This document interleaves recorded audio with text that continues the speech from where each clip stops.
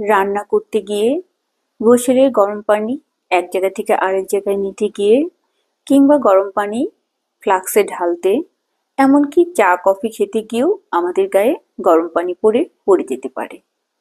এরকম যদি ঘটনা হয়েই যায়, কখনোই আতঙ্কিত হবেন না। সোজা বাথরুমে চলে যাবেন এবং রানিং ট্যাপ ওয়াটারের নিচে পড়ে যাওয়া স্থানটি ধরবেন। টানা 20 মিনিট থেকে 30 মিনিট এখানে পানি ঢালবেন। অনেকেই এই পড়ে যাওয়া জায়গাতে তৎক্ষণাৎ আতঙ্কিত হয়ে ডিম ভেঙে দেয়, কিংবা পেস্ট লাগিয়ে দেয়, কিংবা লবণ পানিও ঢালে।